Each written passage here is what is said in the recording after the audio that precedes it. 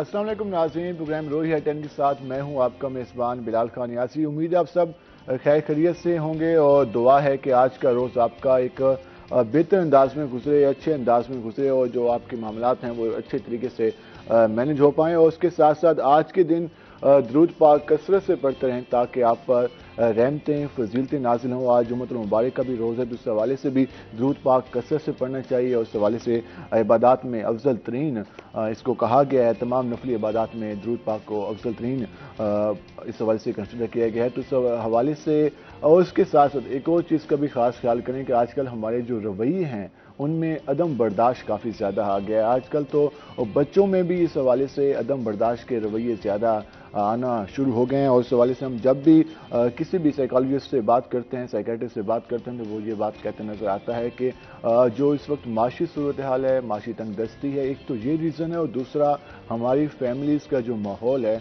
उस हवाले से भी जो हमारे बच्चे हैं उनमें गुस्सा और उसके अलावा जो अदम बर्दाश्त है, छोटी छोटी बातों पर लड़ना झगड़ना, ये चीज़ें आ रही हैं। तो इसमें सबसे अहम तो रोल हमारे वालिदैन का बनता है कि वालिदैन इस हवाले से बच्चों की तरबियत पर ज़्यादा फोकस करें। लेकिन एक और प्रॉब्लम है जो कि हम सब फेस करें, वो ये है कि माशी हालात हैं और वालिदैन हर वक्त इस बात में मसरूफ़ होते हैं कि वो किस तरह से अपने घर का बजट मैनेज करें, किस तरह से जो अखराजात हैं वो मैनेज करें। और अब आजकल तो हम देखते हैं कि लोग दो दो जॉब्स करते नज़र आते हैं ताकि वो जो माशी इस वक्त सूरत हाल है उसका मुकाबला कर सकें। लेकिन सारे अमूर में जो बच्चों की तरबियत है उसके लिए भी टाइम निकालना लाजमी है। ये सारी चीज़ें मौजूद हैं, इस हकीकत से हम आंखें नहीं चुरा सकते कि जो कि माशी हालात हैं। लेकिन उसके साथ साथ जो हमारी नौजवान नस्ल है, जो हमारे बच्चे हैं, उनकी अगर बेहतर अंदाज में तरबियत होगी तो माशरे के लिए काफ़ी ज़्यादा बेहतर साबित होंगे। माशरे के लिए जो एक पॉजिटिव चेंज हम बात करते हैं उसके लिए काफ़ी ज़्यादा कारगर साबित होंगे। हम आए रोज़ ये बात सुनने को मिलती है कि हमारे पास सबसे ज़्यादा नौजवानों की तादाद है, 60% पॉपुलेशन है नौजवानों की, और उसके बावजूद हम बात करते हैं बेरोज़गारी की बात करते हैं, मायूसी की बात करते हैं, हम बात करते हैं कि जी माशी हालात बहुत ज़्यादा ख़राब हो गए हैं। तो इन नौजवानों को और जो इस हवाले से हैं इनको किस तरह से हम यूटिलाइज़ कर सकते हैं, किस तरह पॉजिटिव अंदाज में हम इनको लेके जा सकते हैं, इसके लिए हुकूमत को भी चाहिए कि वो नौजवानों के लिए जो स्किलफुल तालीम है उसके लिए काम करे। और उसके साथ साथ एक और चीज़ जो हम अक्सर देखते हैं कि वालिदैन की ख्वाहिश होती है, और हमारे यहाँ 2-3 डिपार्टमेंट हैं जिनमें हर वालिदैन की ख्वाहिश होती है कि हमारे बच्चे उसमें जाएं। अगर उससे हट कर जिस तरह डॉक्टर है, इंजीनियर है और उसके अलावा 1-2 डिपार्टमेंट हो, इसके अलावा भी बहुत सारी फील्ड्स हैं, अगर उसमें भी हम अपने बच्चों को लेके जाएं और अगर बच्चों का इंटरेस्ट किसी और शोबे में जाने के लिए है और उसमें वो काफ़ी ज़्यादा महारत रखता है, उसमें उसे काफ़ी अच्छा लगता है, उसमें काम करना उसे अच्छा लगता है, तो उसको एक मौका देना चाहिए ताकि वो अपनी सलाहियतें वो उस फील्ड में हासिल कर सके। एक और बात भी बताते डिस्कस कर लें, वो ये है कि हम सियासतदानों पे तनकीद बहुत करते हैं। हमारे यहाँ पॉलिटिशियंस पर ये भी तनकीद की जाती है कि वो आवाम का ख्याल नहीं करते। लेकिन एक बात ये भी सोचने की है कि हमने लीडरशिप के लिए खुद कितनी मेहनत की। हमारे यहाँ एक सियासत में आने को भी एक अजीब सी बात समझी जाती है और हमने चंद ख्वाहिश तक सियासत को महदूद कर दिया है। जब हम अपनी नौजवान नस्ल को सियासी अमल में आने की तरगीब नहीं देंगे, हम अपनी नौजवान नस्ल में लीडरशिप की सलाहियतें बेदार करने के हवाले से काम नहीं करेंगे, इस हवाले से हमारी यूनिवर्सिटीज़ को, हमारे कॉलेजेस में भी जो पॉलिटिकल डिबेट है उसको होना चाहिए। क्योंकि हमारे यहाँ अगर जितने भी हम तालीमी इंस्टीट्यूट देख लें तो चंद तलबा होते हैं हर क्लास में जो कि टॉप पोजीशन लेते हैं, और बाकी जो तलबा होते हैं वो एवरेज स्टूडेंट होते हैं। तो एवरेज स्टूडेंट हैं जो कि मुकम्मल तौर पर अपनी तालीमी सलाहियतों में 100% अपनी कारकर्दगी नहीं दिखा रहे, तो वो अगर पॉलिटिकल डिबेट में आए, पॉलिटिकल जो गुफ्तगू है उसमें आए, उसके साथ साथ जो उनमें लीडरशिप क्वालिटीज़ हैं, तो कम से कम माशरे के लिए बेहतर रोल अदा कर सकते हैं। वरना जॉब्स की जो सूरत हाल है, वरना जो माशरे की सूरत हाल है, तो हम हज़ारों नौजवानों को ऐसे देखते हैं कि वो मायूस नज़र आते हैं। तो इस हवाले से भी वालिदैन को भी सोचना चाहिए, हमारे उस्ताज़ों को भी इस हवाले से काम करना चाहिए। उसके साथ साथ हमारी गवर्नमेंट जो कि इस वक्त मुख्तलिफ कामों में मसरूफ़ है उसको भी इस हवाले से सोचना चाहिए। हम ज़रा आएंगे अपने मेहमानों की जानिब। जिस तरह हम मुख्तलिफ मौज़ूआत के हवाले से बात करते हैं, मैंने स्टार्ट में भी माशी सूरत हाल के हवाले से डिस्कस कर लिया, नौजवानों के हवाले से डिस्कस कर लिया। तो आज हम जो एक टॉपिक, आजकल नौजवानों की ये ख्वाहिश है कि वो आला तालीम के लिए بیرون ملک جائیں. اس حوالے سے بھی آج ہم بات کریں تو اس پر بات کرنے کے لیے ہمارے ساتھ موجود ہیں ایجوکیشن کنسلٹنٹ ہیں جاوید اسلم صاحب. السلام علیکم. وعلیکم السلام. کیسے ہیں آپ؟ آج کل ہم اس پہ تفصیلی بات کریں گے. آج کل تو ویسے ہر نوجوان کی خواہش ہوتی ہے کہ وہ یورپ یا باقی جو بیرونی ملک میں یونیورسٹیز ہیں وہاں پر تعلیم حاصل کریں. تو اس ٹرینڈ میں کتنا اضافہ ہو چکا ہے؟ مختصراً بتائیے گا, پھر ہم تفصیلی ڈسکس کریں گے اس میں. جی بہت شکریہ, thank you for inviting me in your show.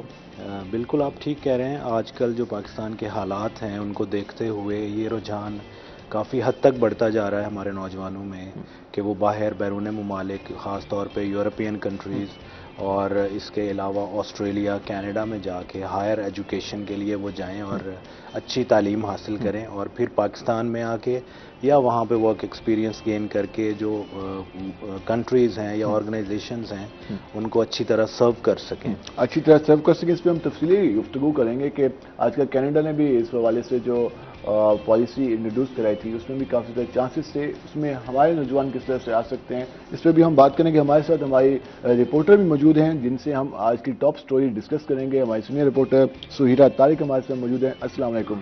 وعلیکم السلام. سہیرہ کیسی ہیں آپ؟ بالکل ٹھیک, آپ کیسے ہیں؟ اللہ کا شکر, ٹھیک ٹھاک. کیسی جا رہی ہے آج کل رپورٹنگ اور کیسے جا رہے ہیں ہمارے جو انسٹیٹیوشن کی صورتحال ہے, فیلڈ میں کیسا جا رہا ہے کام آج کل؟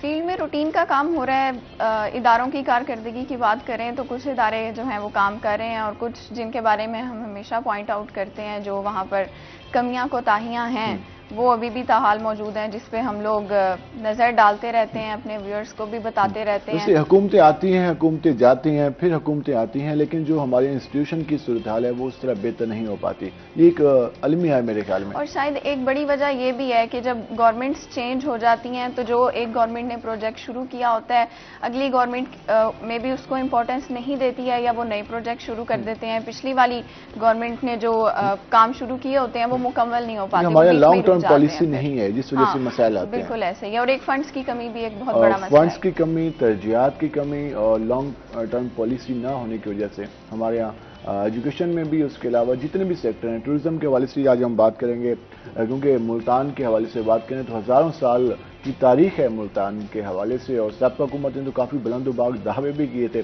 لیکن ٹورزم کے لیے کتنا کام کیا گیا اس حوالے سے ہم سہیرہ سے بات کریں گے. ہم ذرا آتے ہیں جاوید اسلم کے پاس. جاوید صاحب, جس طرح آج کل ہم بات کرتے ہیں اور ہمیں ہر نوجوان کی یہ خواہش نظر آتی ہے, پہلے تو والدین کی خواہش تھی کہ وہ ڈاکٹر انجینئر اپنے بچوں کو بنائیں, آج کل والدین کی خواہش ہے کہ وہ اپنے بچوں کو بیرون ملک تعلیم کے لیے بھیجیں. اس ٹرینڈ میں اضافہ کیوں ہوا, اس کی ریزن کیا آپ دیکھ رہے ہیں؟ دیکھیں میرے خیال میں جو اس کی سب سے بڑی وجہ ہے وہ پاکستان میں انفارچونیٹلی جو ایجوکیشن سٹینڈرڈ ہے وہ as compare to international education standard وہ کافی لو ہے. یعنی یہاں کی جو یونیورسٹیز ہیں جو تعلیم آفر کرتی ہیں ہمارے اسٹوڈنٹس کو, گریجویٹ ہونے کے بعد وہ اسٹوڈنٹس جب آرگنائزیشنز میں جاب کے لیے جاتے ہیں تو they find it very difficult to get the job.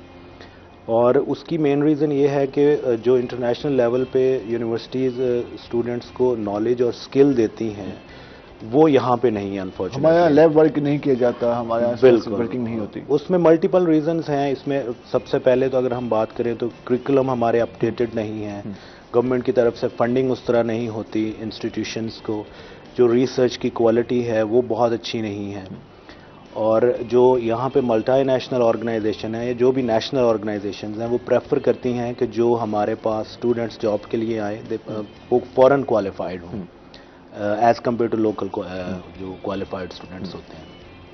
ایک تو مین ریزن یہ ہے. اس کے ساتھ ساتھ جب ہم یہ دیکھتے ہیں کہ یہاں پہ جو ہماری گروئنگ پاپولیشن ہے پاکستان کی جس طرح گرو کر رہی ہے اس طرح ہمارے جو انسٹیٹیوشنز ہیں انفارچونیٹلی ان میں وہ کیپیسٹی نہیں ہے کہ وہ اتنی بڑی پاپولیشن کو اکوموڈیٹ کر سکیں, اتنی نوجوان نسل. اور یہاں پہ خاص طور پہ اگر آپ دیکھیں انٹرمیڈیٹ لیول پہ ہزاروں students every year pass out ہوتے ہیں اور وہ اچھی ڈگریز میں جانا چاہتے ہیں اور ان میں بہت اچھے اسٹوڈنٹس بھی ہوتے ہیں. آپ نے ہمارے انسٹیٹیوشن کی بات کی, ہم کل بھی ہم نے ڈسکس کیا اس ٹاپک کو, فلپائن کے لوگ ہمیں ہر جگہ نظر آتے ہیں. وہ اگر ہم مڈل ایسٹ کی بات کریں, یورپ کی بات کریں, وہ مختلف کسی نہ کسی ڈپارٹمنٹ میں نظر آتے ہیں. اس کی وجہ ایک اسکل بتائی گئی تھی کہ ان کو اسکلز ہوتی ہیں. بالکل ہمارے یہاں اسکلز پہ کام نہیں کیا جاتا, اس لیے ہمارے لوگوں کو ویزا کے پرابلم ہوتے ہیں, اس لیے یہ بھی ایک وجہ ہے؟ جی بالکل یہ وجہ ہے. میں جو بات یہ کرنا چاہ رہا تھا کہ یہاں پہ جو اسٹوڈنٹس ہوتے ہیں جو بہت اچھے بھی ہوتے ہیں اور وہ اپنی سکل اور جس کیریئر کو پرسو کرنا چاہتے ہیں اس میں انٹرسٹ بھی رکھتے ہیں, بٹ انفارچونیٹلی ان کے ایڈمیشنز نہیں ہو پاتے, حالانکہ مور دین 90%, 95% وہ سکور کرتے ہیں. تو وہاں پہ جو یونیورسٹیز ہیں وہ اس طرح کے اچھے اسٹوڈنٹس کو ایزیلی اکوموڈیٹ کر لیتی ہیں, ان کے پاس اتنی کیپیسٹی ہوتی ہے. تو یہاں سے پھر جو اسٹوڈنٹس کا رجحان ہے وہ باہر زیادہ ہوتا جا رہا ہے, کیونکہ وہ دے ایزیلی گیٹ ایڈمیشن. پھر اس کے بعد ان کو وہاں پہ فردر اپرچونٹیز ملتی ہیں ورک کے حوالے سے, اور پھر وہ انٹرنیشنل انوائرمنٹ میں رہتے ہوئے لرن کرتے ہیں, اور پھر وہ جب واپس آتے ہیں یا وہاں پہ کسی کمپنیز میں اپلائی کرتے ہیں تو پھر ان کو جو جاب اپرچونٹیز ہیں وہ زیادہ اچھے طریقے سے. آج کل ویسے کن ممالک میں زیادہ رجحان ہمارے نوجوانوں کو نظر آئے؟ آسٹریلیا کی تو زیادہ ہی لوگوں کو خواہش ہوتی ہے, اس کی ریزن کیا ہے؟ اور آج کل ویسے آپ کیا سمجھتے ہیں؟ آپ کیونکہ اس حوالے سے ورک کر رہے ہیں اور اسٹوڈنٹس کو گائیڈ بھی کر رہے ہوتے ہیں, تو صرف آسٹریلیا یا باقی ممالک میں بھی زیادہ چانسز ہیں؟ جی بالکل, اسٹوڈنٹس کی یہ کوشش ہوتی ہے کہ ایسے کنٹری میں جایا جائے جہاں پہ ان کو ایک تو کوالٹی ایجوکیشن ملے, اور وہاں کی جو یونیورسٹیز ہیں ان کی جو امپلائبلٹی ہے وہ بہت اچھی ہو, نہ صرف پاکستان میں بھی بلکہ دوسرے ممالک میں بھی. اور پھر ایجوکیشن کے ساتھ ساتھ ان کو کچھ ورک اپرچونٹیز بھی ملیں جس کو کرنے سے بالکل اپنے ایکسپینسز وہاں پہ مینیج کر سکیں. اور پھر جیسے آپ کو پتہ ہے, جیسے آپ نے شروع میں بڑی ویلڈ بات کی کہ جو ہماری پولیٹیکل اور اکنامک سچویشن ہے اس کو دیکھتے ہوئے انفارچونیٹلی بہت سے نوجوان ایسے ہیں جو کہ مستقبل کے بارے میں بڑے ڈاؤٹ فل ہیں, تو وہ پھر پرماننٹ سیٹلمنٹ بھی چاہتے ہیں. سم ٹائمز یہ بھی ایک اسٹوڈنٹس کے مائنڈ میں ہوتا ہے.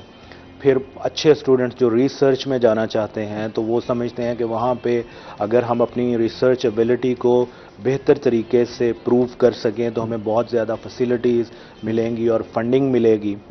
تو ان ساری چیزوں کو دیکھتے ہوئے موسٹلی اسٹوڈنٹس جو ہے وہ انگلش لینگویج کنٹریز کا رخ کرتے ہیں, تو ان میں یہ تمام چیزیں ان کو مل جاتی ہیں. ان میں اچھی یونیورسٹیز ہیں, وہاں پہ ورک اپرچونٹیز ہیں, اور پھر آگے فردر ان کا ایک پرماننٹ ریزیڈنس کا ایک پراپر طریقہ کار ہے کہ آپ وہاں پہ اپلائی کر سکتے ہیں. ایک چیز آپ بھی یقیناً فیس کریں گے, وہ ہے ڈالر کا ریٹ. وہ کل 255 پہ پہنچ گیا, مزید اضافے کا امکان ہے, اور جو اسٹوڈنٹس کو فی پیکیج بتایا گیا تو اس میں یقیناً اضافہ ہو گیا ہوگا. تو یہ کتنا ایک اسٹوڈنٹ کے لیے کتنا ایک مایوس کن وہ لمحہ ہوتا ہے جب وہ چیزیں مینیج کرتا ہے اپنے پیرنٹس کو کہہ کے, والدین کو کہہ کے, اور پھر جب اکانومیکلی صورتحال ایسی ہوتی ہے تو پھر وہ دوبارہ سے تگ و دو میں لگ جاتا ہے. جی بالکل, یہ بہت زیادہ امپیکٹ کرتا ہے اسٹوڈنٹ کے پلانس کے اوپر, کیونکہ انہوں نے پہلے ایک بجٹ سوچا ہوتا ہے کہ جی ہم نے اتنا ایکسپینس کرنا ہے, پھر وہ ود ان ڈیز, بلکہ آج کل تو آورز کی بات کریں ود ان آورز بڑھ جاتے ہیں. تو بالکل یہ بہت کریٹیکل ہوتا ہے ان کے لیے, اور بلکہ نہ صرف ان اسٹوڈنٹس کے لیے, اگر ہم ایک کامن پرسن کی بھی بات کریں تو اس میں بھی ان کی زندگی میں بھی بہت امپیکٹ آتا ہے اس کا. تو بالکل یہ آپ نے بالکل اچھی بات کی ہے.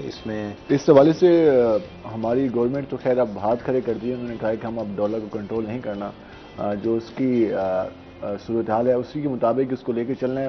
اب دیکھتے ہیں کہ یہ جو حالات, دعا تو ہم صبح شام ہماری پوری قوم مساجد میں بھی کرتی ہے, اور جب بھی نماز پڑھتی ہے ملک کی سلامتی کے لیے کرتی ہے, اور اللہ کے دعائیں قبول بھی جلدی سے ہوں تاکہ جو ہمارے حالات ہیں وہ کچھ بہتری کی طرف جا سکیں. ورنہ جو اس وقت پولیٹیکل صورتحال نظر آتی ہے, معاشی صورتحال نظر آتی ہے, وہ کم از کم عام آدمی کے لیے بہت مشکل ہے. ہم ذرا سہیرہ طارق کے پاس آتے ہیں, ان سے بات کرتے ہیں.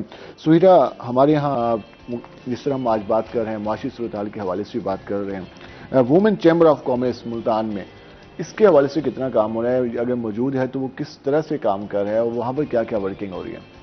اچھا, جیسے بلال سب کو ہی پتہ ہے کہ معاشی ترقی کی اگر ہم بات کرتے ہیں تو خالی اس میں مرد نہیں آتے, عورتیں بھی آتی ہیں. خواتین کا ایک بہت بڑا ہر کامیاب مرد کے پیچھے خاتون کا ہاتھ ہوتا ہے. اب کچھ لوگ کہتے ہیں وہ والدہ ہوتی ہے, کچھ کہتے ہیں بیوی ہوتی ہے ہماری, اب یہ ان کے اوپر ڈیپینڈ کرتا ہے. اچھا, دوسرا یہ کہ chamber of commerce and industry کے بارے میں تو آپ کو پتہ ہی ہوگا, لیکن اس میں خواتین کے لیے 2 ونگز ہیں. ایک تو proper women chamber of commerce ہے, وہ ایک الگ سیکٹر ہے, اور پھر چیمبر آف کامرس کے اندر ایک ویمن ونگ بنا ہوا ہے. اس ویمن ونگ کو اس لیے قائم کیا گیا تھا کہ جو چیمبر سے منسلک خواتین ہیں اچھا ان کا تعلق کسی بھی شعبے سے ہو سکتا ہے, وہ کوئی بزنس وومن ہو سکتی ہیں, کوئی جاب کرنے والی ہو سکتی ہیں, کوئی سوشل ورکر ہو سکتی ہیں, یا ویسے ہی کوئی ایکٹیو خاتون ہو سکتی ہے جو کہ مختلف شعبوں میں کام کر رہی ہو. اس میں وومن ونگ میں اس وقت تقریباً 35 سے 40 جو خواتین ہیں وہ منسلک ہیں, ممبر ہیں اس وومن ونگ کی. اور اس وومن ونگ کے اندر پھر انہوں نے ایک کاٹیج انڈسٹری جو ہے وہ بنائی ہوئی ہے, جس میں وہ ایک چھوٹی سطح پر جو گھریلو دستکاریاں ہوتی ہیں, جیسا کہ ابھی ہم بات بھی کر رہے تھے کہ ملتان جو ہے بہت قدیم شہر بھی ہے اور یہاں پر بہت ساری جو چیزیں ہیں, بہت سارا جو کلچر ہے وہ بہت زیادہ رچ ہے. تو یہاں کی جو عورتیں ہیں, یہاں کی جو ہنرمند خواتین ہیں نا, کام رہا ہے ملتان میں, بہت ساری چیزیں یہاں پر خواتین گھر بیٹھے کر رہی ہیں جو کہ ابھی لوگوں کو پتہ ہی نہیں ہے کہ یہ کام بھی یہاں پر ہو رہا ہے. تو اس وومن ونگ کا مطلب یہی ہے کہ عورتوں کو ایک تو کامیاب بنایا جائے, کس طرح سے خواتین کو جو ہے وہ کاروبار کی دنیا میں لایا جا سکتا ہے, ان کو کیا کیا مواقع فراہم کیے جا سکتے ہیں, ان کو معلومات دی جا سکتی ہیں. اور پھر اس کے ساتھ ساتھ جیسے ابھی ہم بات کر رہے ہیں کہ بچوں کو, نوجوانوں کو ان کا رجحان کیوں ہو رہا ہے باہر جانے میں, تو اس وومن ونگ کا مطلب, اس کا جو مقصد ہے مین, وہ یہی ہے کہ نہ صرف نیشن وائڈ بلکہ انٹرنیشنل جو لیول ہے اس پر بھی خواتین کو جو ہے وہ آگے لایا جائے. جی, ہماری سب کی خواہش ہے, اور یقیناً خواتین کا ہماری جو معیشت ہے اس کے حوالے سے کافی اہم کردار اگر ہم انہیں امپاور کر دیں. بالکل, خواتین کو امپاور کرنے کے حوالے سے ہم سیمینارز بھی دیکھتے ہیں, ہمارے ہاں وومن رائٹس کے حوالے سے کام کرنے والی جو تنظیمیں ہیں وہ بھی گفتگو کرتی نظر آتی ہیں. آپ کیا سمجھتی ہیں جو اس وقت موجودہ صورتحال ہے؟ آپ مختلف لوگوں سے ملتی ہیں, خواتین سے ملتی ہیں, فیلڈ میں جاتی ہیں, تو آپ کو لگتا ہے کہ اس طرح سے کام ہو رہا ہے, اس طرح سے جو ہونا چاہیے, جس طرح ہمارے ڈپارٹمنٹ بھی بنائے گئے ہیں خواتین کے حوالے سے, وہاں بھی ٹریننگ بھی دی جاتی ہے, تو وہ رجحان ہے کیا, وہ ٹریننگ کا وہ معیار بہتر ہے, یا بس ٹھیک ہے چل رہا ہے کام؟ اچھا, یہ آپ نے بڑا اہم جو ہے بڑی اہم بات کی ہے کہ ادارے بہت سارے بنے ہوئے ہیں. سب سے پہلے تو وومن ڈیولپمنٹ ایک اتھارٹی ہے وہ بنی ہوئی ہے, لیکن اس کا کوئی اتنا زیادہ کوئی خاص رول نہیں ہے. ہمارے ملتان شہر میں تو مجھے اس کے حوالے سے کچھ بھی ایسے نظر نہیں آیا کہ کسی خاتون کو وہاں کوئی فائدہ ملا ہو, یہاں تک کہ اس کا کوئی پراپر آفس نہیں ہے ابھی تک, کوئی پراپر آفس نہیں ہے, کوئی آفیسرز نہیں ہیں وہاں پر, ادارے کا صرف ایک نام ہے. اچھا, اس کے علاوہ جو ادارے بنے ہوئے ہیں وہ بیسک بنے ہوئے ہیں خواتین کو انصاف دلوانے کے لیے یا فائنینشلی سپورٹ کرنے کے لیے. وہ بھی وہ خواتین جو کہ بہت زیادہ محروم ہیں یا مستحق ہیں, ان کے لیے کچھ ادارے بنے ہوئے ہیں. ابھی جیسے ہم چیمبر کی بات کر رہے تھے, چیمبر نے اس میں یہ کردار ادا کیا ہے کہ بہت سی خواتین کو رجسٹرڈ کیا ہے انہوں نے, جو دستکار ہیں ان کا پروڈکٹ دیکھا ہے, کچھ ہینڈ میڈ جیولری بنا رہی ہیں, کوئی بوتیک ہے ان کی, وہ کپڑے تیار کر رہی ہیں, کوئی بیگز تیار کر رہی ہیں, یا ڈفرینٹ چیزیں جو ہیں وہ کام کر رہی ہیں گھر بیٹھے. انہوں نے ان کی پھر ٹریننگز کروائی ہیں, فری ٹریننگز کروائی ہیں ایکسپرٹس کے ذریعے. پھر اس کے ساتھ ساتھ بہت سے باہر کے ممالک ہیں جن میں انگلینڈ ہے, جرمنی ہے, بنگلہ دیش ہے, انڈیا ہے. انڈیا میں بھی بہت ساری نمائشوں میں خواتین کی شرکت ہوتی رہی ہے, لیکن یہ میں ابھی بات کر رہی ہوں کوئی آج سے 4-5 سال پرانی بات کر رہی ہوں کہ تب تک خواتین کو یہ مواقع مل رہے تھے, اور اس میں چیمبر جو تھا ان کا کام یہ تھا کہ خواتین کو جو ہے وہ امپاور کیا جائے. ان کا کام صرف یہ تھا کہ خواتین کو آپ نے تیار کرنا ہے, ان کو سکھانا ہے کہ آپ نے وہاں جا کر جو کہ انٹرنیشنل لیول کی ایک ایگزیبیشن ہو رہی ہے وہاں آپ نے اپنا کیا امیج پیش کرنا ہے, کس طرح اپنی پروڈکٹ جو ہیں وہ سیل کرنی ہے. ان کا کام یہاں تک تھا. اور اس کے ساتھ ساتھ ایک ٹی ڈیپ جو ہے ایک وہ ادارہ ہے, اس کے تعاون سے خواتین کے لیے جو تمام تر انتظامات تھے جیسے کہ اخراجات, رہائش, وہ تمام وہ اٹھاتے تھے. لیکن اب کرونا کے بعد سے تقریباً یہ سلسلہ جو ہے وہ بند ہو چکا ہے. بہت سی خواتین جو ہیں وہ بے روزگار بیٹھی ہیں. آپ بازاروں میں دیکھ لیں صورتحال, کاروبار تو ہے نہیں, تو وہ ان کو کوئی آرڈرز نہیں مل رہے ہیں. خواتین انتظار میں ہیں کہ بھئی ہمیں آرڈر ملیں تو ہم کام کریں. اسی طرح سے آپ اگر ابھی دیکھ لیں شادیوں کا سیزن ہے تو ہمارے کتنے زیادہ چیزیں جو ہیں وہ جیسے کہ جہیز ہو گیا, شادی بیاہ کی تقریبات ہو گئی, تو اس میں بہت ساری چیزیں جو ہیں وہ تیار کروائی جاتی تھیں. لیکن فی الحال یہ سلسلہ بھی ابھی ہمیں کم ہی نظر آ رہا ہے. اور یہ اس حوالے سے یقیناً اس میں کام کرنے کی ضرورت ہے. اس کے ساتھ ساتھ اگر ہم اپنی خواتین کو بھی اسکل دے دیں, ان کو اسکلفل کر دیں, تو یقیناً اس کا پازیٹیو رول آ سکتا ہے. کہ ہمارے یہاں ایک بدقسمتی رہی ہے اسپیشلی ساؤتھ پنجاب کے حوالے سے کہ ہمارے یہاں خواتین کو جب بھی پریزنٹ کیا جاتا ہے, جب بھی ہمارے یہاں این جی او سیکٹر میں اور باقی میں ایک مظلوم عورت کے طور پر پیش کیا جاتا ہے اور اس سے ہمدردی کے حوالے سے بات کی جاتی ہے. اگر اس سے بہتر ہے کہ اگر جو ہماری وومن رائٹس کے حوالے سے تنظیمیں کام کر رہی ہیں، ہماری حکومت کے ادارے کام کر رہے ہیں، وہ یقین اس پہ بھی کام کریں، اس کے ساتھ ساتھ خواتین کو آن لائن ایجوکیشن کی طرف لے آئیں، خواتین کو باقی جو سکلز ہیں اس کی طرف لے آئیں، تاکہ وہ اپنی محنت کے ذریعے، تاکہ وہ ہنر کے ذریعے، اپنے کام کے ذریعے، اپنی صلاحیتوں کے ذریعے اپنے آپ کو منوا سکیں، تو وہ اپنے آپ کو بھی امپاور کر لیں گے، اپنی فیملی کو بھی سپورٹ کر لیں گے اور معاشرے کے لیے بھی کافی کارآمد ثابت ہوں گی۔ ہم ذرا دوبارہ آتے ہیں جاوید اسلم صاحب کے پاس۔ جاوید صاحب، جس طرح ہم بات کر رہے تھے اس وقت کی کووڈ نے کافی زیادہ امپیکٹ کیا اور اس کی وجہ سے صورتحال کافی زیادہ خراب ہوئی۔ کووڈ نے کس طرح سے جو ہمارے اسٹوڈنٹس جا رہے تھے ان کے پلانس کو کس طرح ڈیمیج کیا، اور اس کی ابھی کوئی صورتحال ابھی تک وہی چل رہی ہے، اس میں کوئی کمی آئی ہے، یا پھر چانس رہتے کہ خدا نہ خاصہ اس طرح کی صورتحال بن گئی تو پھر کیا ہوگا؟ جی بالکل، جو کووڈ کے 2 ایئرز تھے اس میں بہت بری طرح امپیکٹ کیا ایجوکیشن کو، اسپیشلی جو ینگ جنریشن ہماری اسٹڈی کرنے کے لیے جانا چاہتی تھی، ان میں بہت سارے اسٹوڈنٹس کو سب سے پہلے تو یہ مشکلات فیس کرنا پڑی کہ خاص طور پہ جو انگلش لینگویج کنٹریز ہیں انہوں نے اپنے بارڈرز بند کر دیے، اور بہت سارے ایسے اسٹوڈنٹس جس کے کووڈ سے پہلے ایڈمیشن اور ویزاز پروسیسنگ میں تھے وہ رک گئے، اور انہوں نے اپنی جو یونیورسٹیز کی فی پیمنٹ تھی وہ کی ہوئی تھی آلریڈی، تو پھر ان کو مجبوراً یا تو آن لائن اسٹڈی کی طرف آنا پڑا، جو کہ ان کی خواہش نارملی نہیں ہوتی، کیونکہ وہ چاہتے ہیں کہ وہاں پہ جا کے ساتھ کچھ جابس بھی کریں، کچھ انٹرنیشنل انوائرمنٹ میں رہ کے لرن بھی کریں، تو ان کو آن لائن اسٹڈی کرنی پڑی۔ پھر اس کے بعد انہوں نے بہت عرصہ ویٹ کیا، اور جو ایمبیسیز ہیں انہوں نے اسٹوڈنٹس کو ویزا دینے بند کر دیے، تو لیکن اپلیکیشنز وہ ایکسیپٹ کرتے رہے، جس کی وجہ سے ان کے پاس بہت بڑا ایک بیک لاگ کریٹ ہو گیا اپلیکیشنز کا۔ پھر ان کو کلیئر کرنے میں اور پھر نیو اپلیکیشنز کو ایکسیپٹ کرنے میں بہت ٹائم لگا۔ تو اس ٹائم جو سچویشن ہے وہ خیر اللہ نہ کرے کہ بہتر ہے، اور اللہ نہ کرے کہ اس طرح کی سچویشن دوبارہ بنے۔ اللہ نہ کہ اس پہ ہم مزید بات کریں گے، اور ہم بریک سے جب واپس آئیں گے تو اس حوالے سے بھی بات کریں گے کہ جو اسٹوڈنٹ اپلائی کرتے ہیں ان کو کن مراحل سے گزرنا پڑتا ہے، کیا کیا ان کو اس وجہ سے ان کے پاس ڈاکومنٹیشن کے حوالے سے، باقی چیزوں کے حوالے سے بھی ہم ڈسکس کریں گے۔ ہمارے ساتھ رہے گا، ملتے ہیں شارٹ بریک کے بعد۔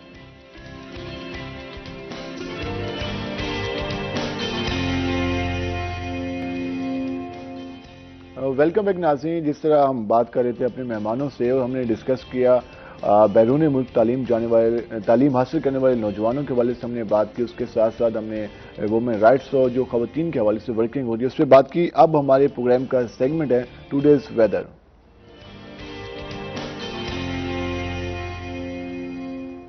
ہمارے ساتھ ہمارے رپورٹر حسن ملک موجود ہیں، ذرا ان سے جانتے ہیں کہ آج ملتان کا موسم کیسا رہے گا۔ جی حسن، بتائیے گا ملتان کا موسم کیسا رہے گا آج؟ جی شہر اولیاء ملتان کے اگر آج کے موسم کی بات کی جائے تو گزشتہ کئی دنوں کی طرح آج کا موسم بھی ملتان کا خشک سردی کی لپیٹ میں دکھائی دے رہا ہے۔ اگر مطلع کی بات کی جائے تو سورج کی شعاؤں کی وجہ سے ملتان کا مطلع آج کافی زیادہ صاف ستھرا دکھائی دے رہا ہے۔ آج اگر ملتان کے زیادہ سے زیادہ درجہ حرارت کی بات کی جائے تو آج ملتان کا زیادہ سے زیادہ درجہ حرارت 20 ڈگری سینٹی گریڈ تک جانے کا امکان ظاہر کیا جا رہا ہے۔ اسی طرح سے اگر آج ملتان کے کم سے کم درجہ حرارت کی بات کی جائے تو آج شہر اولیاء کا کم سے کم درجہ حرارت 3 ڈگری سینٹی گریڈ پر ریکارڈ کیا گیا ہے۔ آج اگر ہوا میں نمی کے تناسب کی بات کی جائے تو آج شہر اولیاء میں ہوا میں نمی کا تناسب 83% تک ریکارڈ کیا گیا ہے۔ آج اگر ایئر کوالٹی انڈیکس کی بات کی جائے تو گزشتہ کئی دنوں کی طرح آج ملتان کا ایئر کوالٹی انڈیکس قدرے آلودہ دکھائی دے رہا ہے۔ آج ملتان کا ایئر کوالٹی انڈیکس 151 پوائنٹس پر ریکارڈ کیا گیا ہے۔ دیکھا جائے کہ پاکستان کے فضائی آلودہ ترین شہروں کی لسٹ میں ملتان کی سٹینڈنگ کیا ہے تو آج ملتان 8ویں نمبر پر سٹینڈ کر رہا ہے۔ دھند کی صورتحال کی بات کی جائے تو گزشتہ کئی دنوں کی طرح ملتان میں مطلع کافی زیادہ صاف دکھائی دے رہا ہے اور دھند کی شدت میں نمایاں کمی دیکھی گئی ہے۔ دھند کی شدت میں نمایاں کمی دیکھے جانے کی وجہ سے اگر بات کی جائے موٹر ویز اور فلائٹ آپریشن کی تو موٹر ویز پر ٹریفک معمول کے مطابق رواں دواں ہے۔ M4 موٹر وے اور M5 موٹر وے ہر قسم کے ٹریفک کے لیے کھلی ہے۔ اسی طرح سے اگر فلائٹ آپریشن کی بات کی جائے تو فلائٹ آپریشن بھی معمول کے مطابق جاری ہے۔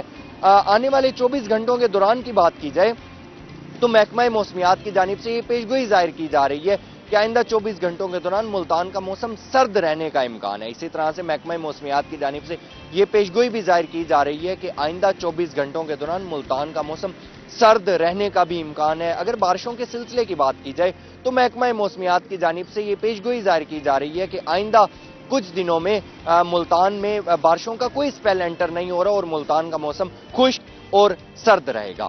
جی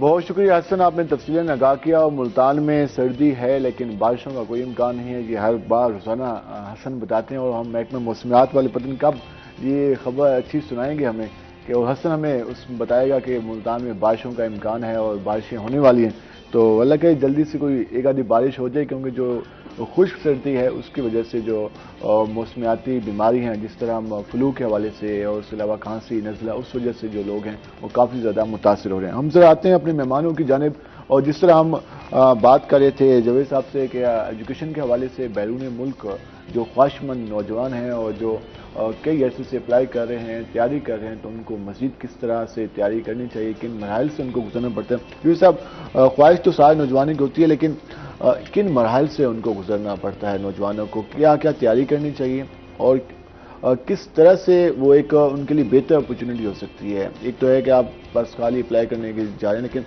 چیزیں ان کے پاس کیا کیا مکمل ہونی چاہیے؟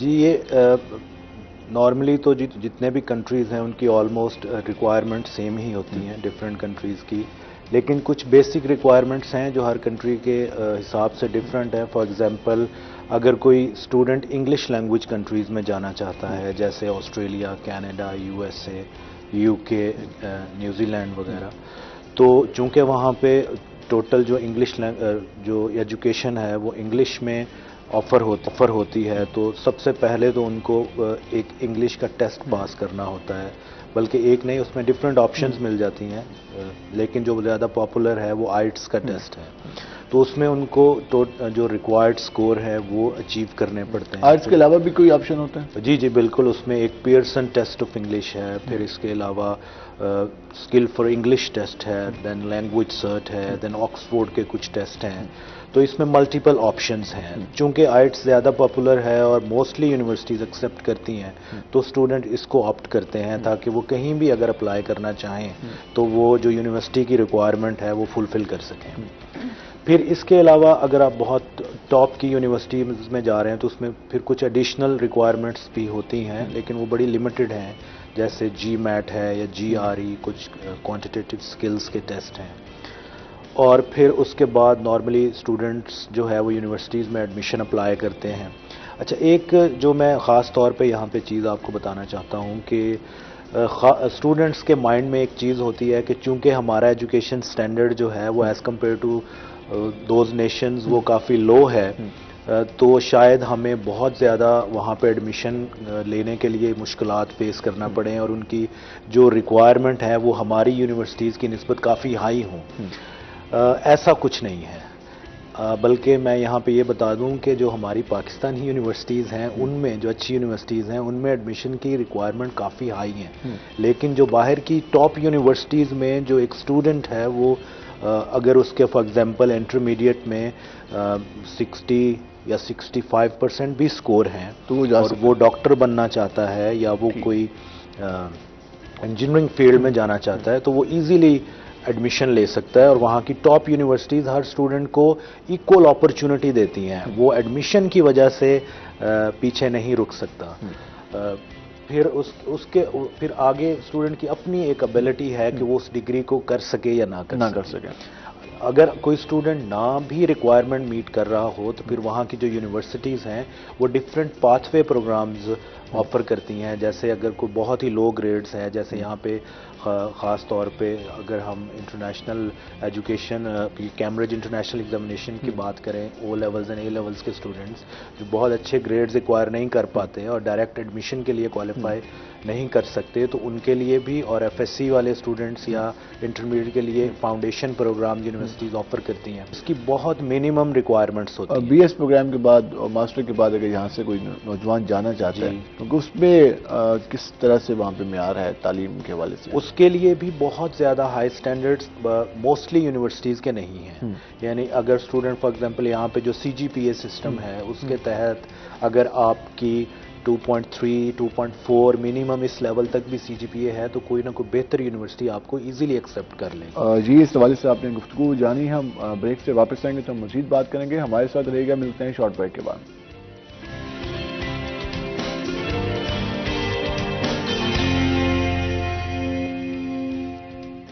ویلکم بیک ناظرین. جس طرح آج ہم ڈسکس کریں مختلف ٹاپکس پہ ہم نے گفتگو کی, ہم ذرا سورہ طارق کے پاس چلتے ہیں.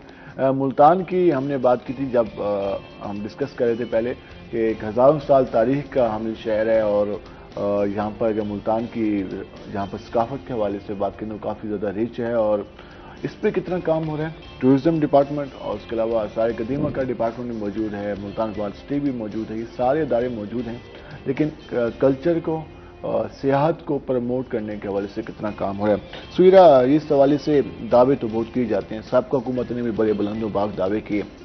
ہم سیاحت کے ذریعے اربوں ڈالر کما سکتے ہیں, دنیا کے لوگوں کو اپنی طرف مائل کر سکتے ہیں, وہ یہاں کا وزٹ کریں.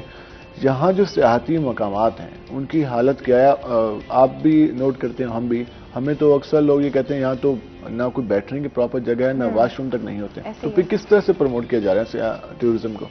جیسے آپ نے کہا کہ دعووں کی حد تک محدود ہے, تو بالکل ایسے ہی ہے. یہاں ملتان چونکہ بہت پرانا شہر ہے, یہاں پر سیاحت کے حوالے سے بہت سارے مقامات ہیں, بہت ساری چیزیں ہیں, تو ٹورزم ڈپارٹمنٹ بنانے کا ملتان میں ضرورت بھی اسی لیے پیش آئی تھی کہ یہاں پر سیاحت کو فروغ دیا جائے. ابھی جیسے آپ بتا رہے ہیں کہ گزشتہ جو حکومتیں گزری ہیں انہوں نے بہت سارے اس پر پلانز بنائے, لیکن ان پلانز پر کام نہیں ہو سکا. ابھی ہم ٹورزم ڈیولپمنٹ کارپوریشن کی اگر بات کریں تو ان کا ابھی کوئی پراپر اپنا آفس ہی نہیں ہے. آفس ہی نہیں ہے. ہاں, پراپر آفس جو ساؤتھ پنجاب کا اور پنجاب کا سب سے تاریخی شہر ہے, تاریخی شہر ہے, آفس نہیں ہے. آفس نہیں ہے. گھنٹہ گھر کی بلڈنگ جو ہے اس کے اندر والڈ سٹی کا آفس ہے, وہیں پر ان کو ایک جو چھوٹا سا روم جو ہے وہ ملا ہوا ہے ٹورزم والوں کو. تو آپ خود دیکھیں نا کہ وہ کام کیا کریں گے جب ان کے پاس کوئی دفتر اور پراپر کوئی سٹاف موجود نہیں ہے.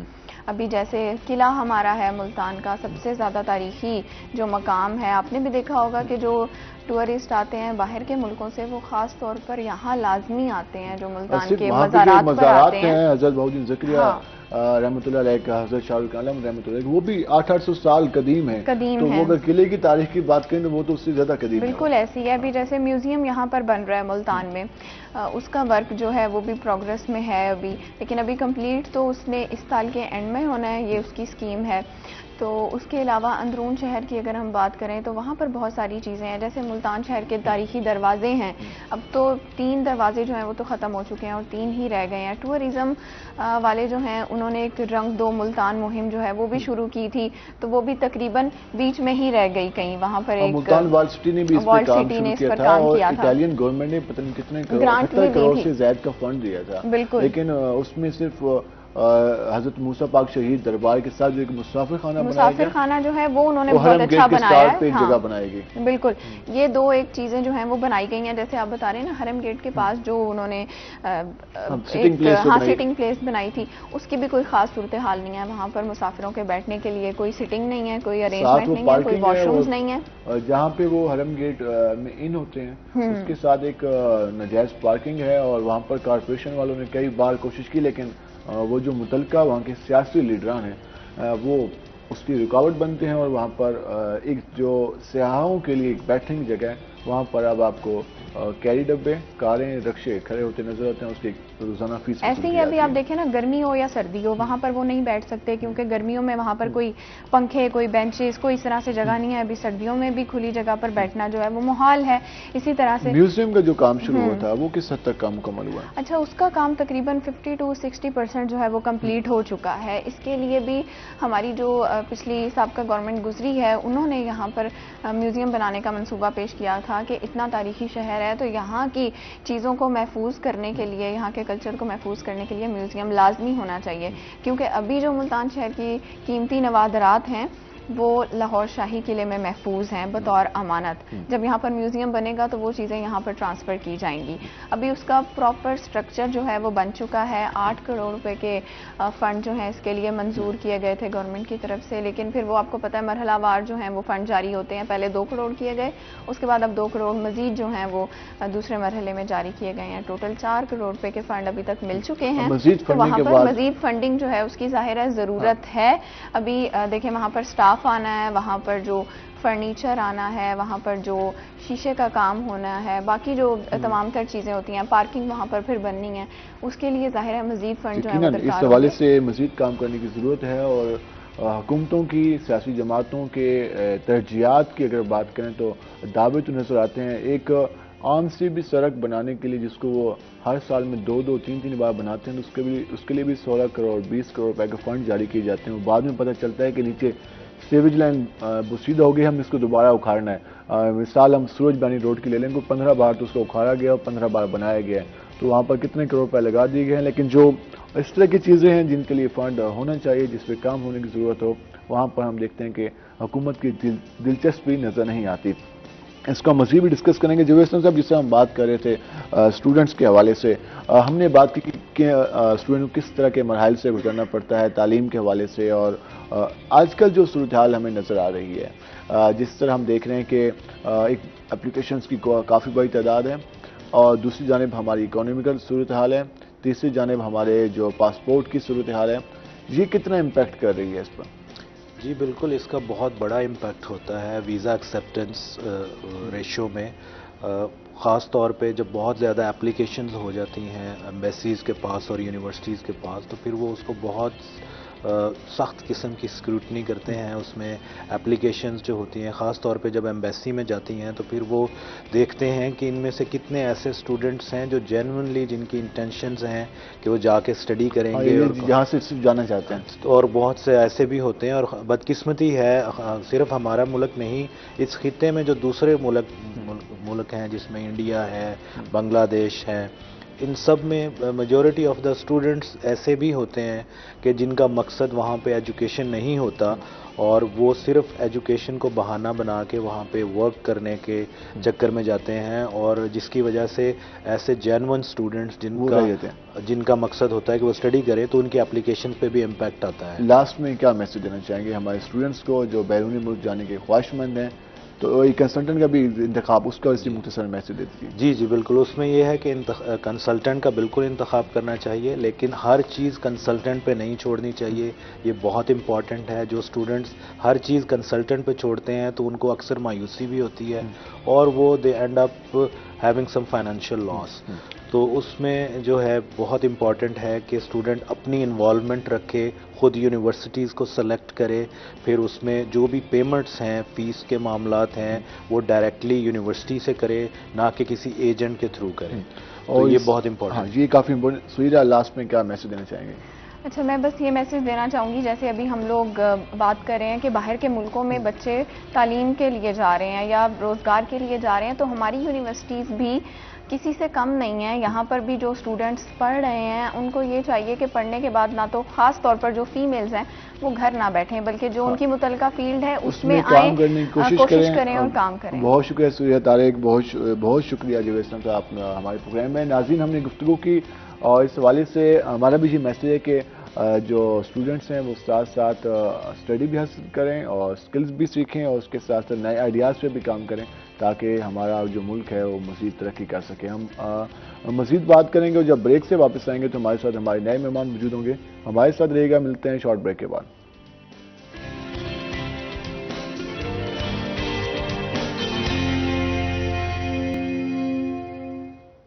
ویلکم بیک ناظرین. جس طرح ہم نے آپ کو بتایا تھا کہ ہم بریک سے واپس آئیں گے تو ہم اپنے دیگر مہمانوں سے بات کریں گے اور دیگر موضوعات پہ بات کریں گے. اس سے پہلے ہم ذرا ڈسکس کر لیں रोज़ाना हम एक टॉपिक को डिस्कस करते हैं और आज हम जैतून के हवाले से बात करेंगे, जैतून के फ़वाइद के हवाले से बात करेंगे। इस्लाम में भी इस हवाले से काफ़ी ज़्यादा इसकी अहमियत रखी गई है और हज़ूर पाक सल्लल्लाहु अलैहि वसल्लम का फरमान है कि जैतून का तेल खाया करो और उसके साथ साथ बदन पर भी लगाया करो, क्योंकि वो मुबारक दरख्त से निकलता है। और उसके साथ अगर हम जैतून के हवाले से बात करें तो अगर हम अरब ममालिक की बात करें तो वहाँ पर इसका इस्तेमाल ज़्यादा किया जाता है। और उसके साथ साथ अगर तारीख़ के हवाले से बात करें तो स्पेन और दीगर यूनानी तहज़ीब में भी इसका इस्तेमाल नज़र आता है। और अगर हम इसको खाने में इस्तेमाल करें तो यकीनन इसके काफ़ी ज़्यादा फ़वाइद हैं।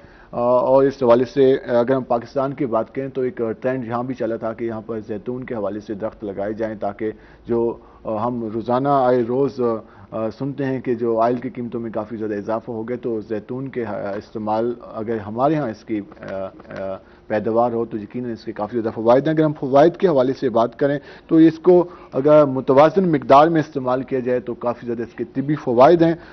पेट की चर्बी से निजात और उसके अलावा वेट कम करने के हवाले से भी इसको इस्तेमाल किया जाता है। जैतून का जो इस्तेमाल है उसमें विटामिन ई और के जैसे मुफीद विटामिन्स होते हैं, जिससे जो एंटी ऑक्सीडेंट जो होते हैं वो काफ़ी मिकदार में उस हवाले से इसमें पाए जाते हैं। तो इस्तेमाल करना चाहिए। हमारे बुजुर्ग अफराद भी इस्तेमाल करते हैं हमारे घर में। अगर हम इसको खाने में इस्तेमाल करें तो वो भी हमारी सेहत के लिए काफ़ी ज़्यादा करामद हो सकता है। अक्सर औक़ात हम देखते हैं कि निहार मुंह भी अगर इसका इस्तेमाल किया जाए तो वो खूबसूरती में भी इसमें इजाफा होता है, बालों के हवाले से भी। और आजकल जिस तरह हम लोग अपने फेस के हवाले से स्पेशली ख़वातीन के वो जो स्किन है वो काफ़ी बेहतर नज़र आए, तो उससे क्रीमें भी आजकल लोग इस्तेमाल करते हैं। अगर हम जैतून का इस्तेमाल करना शुरू कर दें तो उससे भी काफ़ी ज़्यादा जो ब्यूटी है उसमें इजाफा हो सकता है।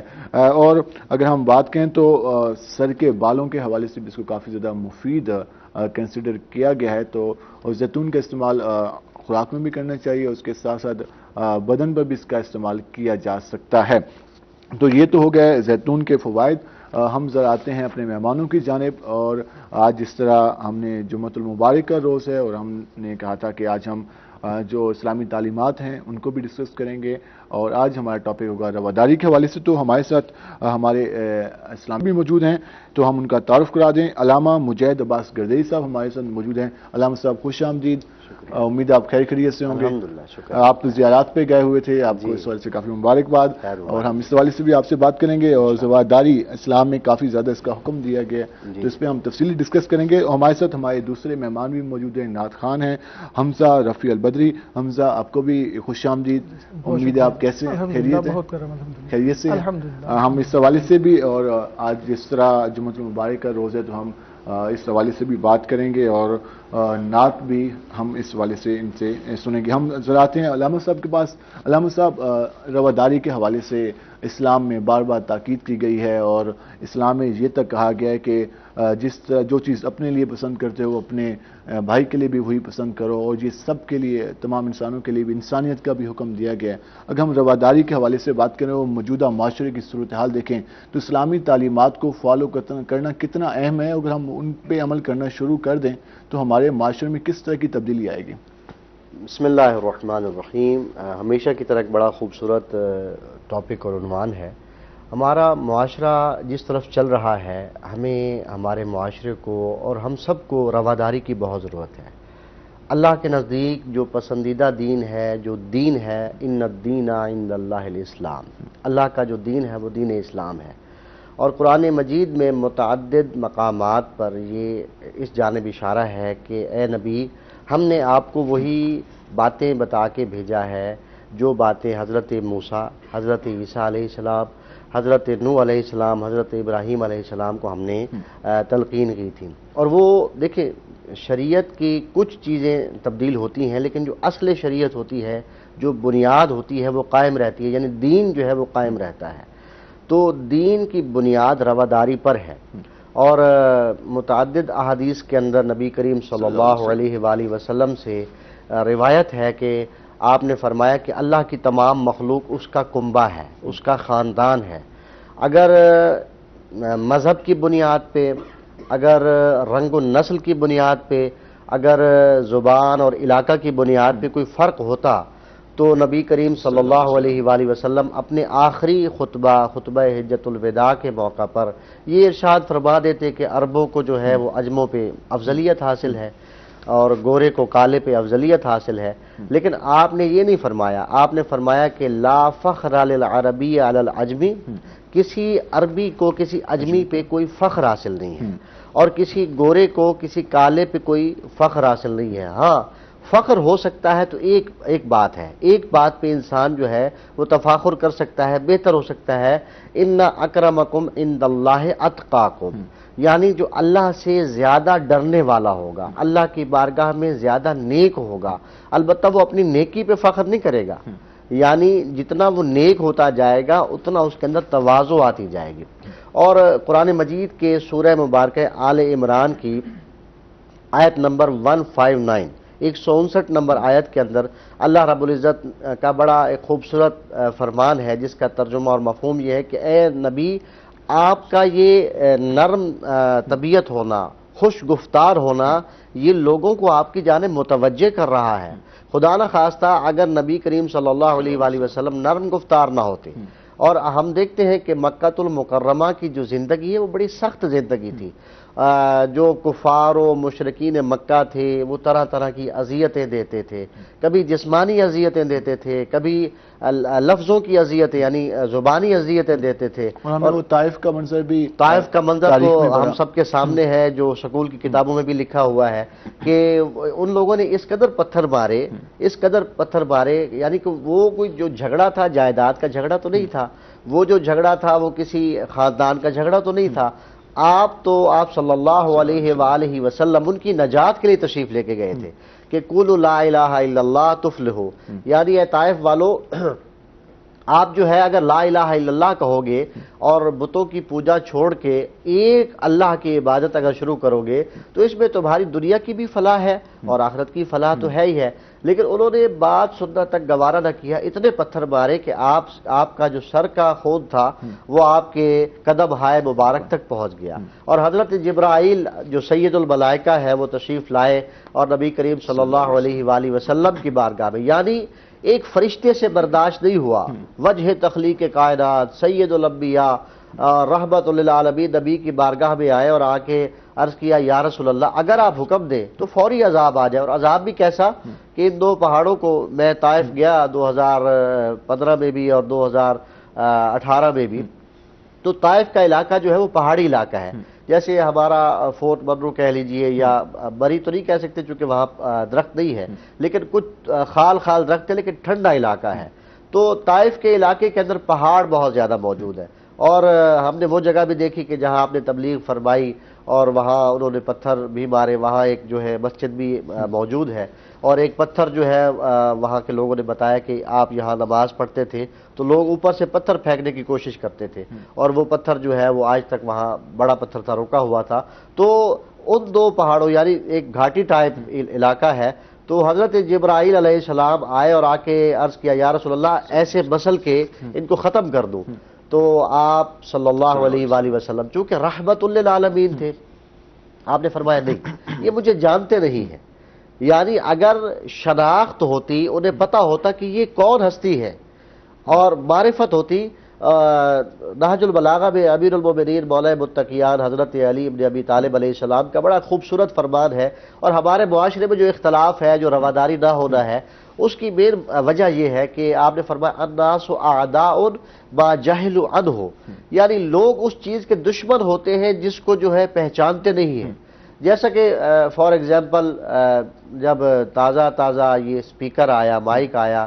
تو لوگ اس کے مخالف ہو گئے چونکہ اس کے اسرار و رموز سے آگاہ نہیں تھے، معلوم تھا، کرونا وائرس آیا تو جو اس کی ویکسین لگانے جا تو کئی لوگوں نے کہا جی نہیں لگوائے اس میں فلاں چیز ہے، پولیو آیا تو بتایا پروپیگنڈا شروع کر دیا، یعنی الناس اعداء ما جہلوا عنہ، تو لوگوں کو جب معرفت نہیں ہوتی، علم نہیں ہوتا، اسی طرح سے رواداری کا نہ ہونا جو ہے اس میں سمجھتا ہوں کہ علم کی کمی ہے، اور ہم دوسرے مسلک کے بندے کو، دوسری زبان کے بندے کو، دوسرے علاقے اور صوبے کے بندے کو جو ہے نفرت کا نشانہ بنا رہے ہوتے، کیوں؟ اس کی وجہ یہ ہے کہ ہمارے ذہن میں کسی نے بھر دیا ہے کہ فلاں مسلک کا بندہ، فلاں علاقے کا بندہ، فلاں زبان بولنے والا بندہ ایسا ہے، اس وجہ سے ہم مسائل بھی دیکھتے ہیں اور معاشرہ بھی ایک ہمیں انتشار کا شکار ہوتا ہے۔ ایک آپ نے بات کی مکہ کے حوالے سے، آپ نے حضور پاک صلی اللہ علیہ وسلم کی زندگی کا ذکر کیا۔ ایک وہ وقت جب حضور پاک صلی اللہ علیہ وسلم پر تمام تر وہاں پر جو مشکلات درپیش آئی، صحابہ کرام کو مشکلات درپیش آئی، اور ایک وقت جب فتح مکہ کا موقع آیا اور تمام ان کو معاف کر دیا گیا، اس کے بعد وہ لوگ اسلام قبول کر رہے تھے، تو یہ کیا خوبصورت، یہ خوبصورت آپ نے ٹچ دیا ہے کہ ایک تو مکہ کی یہ زندگی ہے کہ جب اسلام جو ہے ابھی بنیاد پہ ہے، ابھی اسلام کی کومپل جو ہے وہ نکل رہی ہے، اور اتنا دباؤ ہے، صحابہ کرام رضوان اللہ علیہم ان کے اوپر مظالم ڈھائے جاتے ہیں۔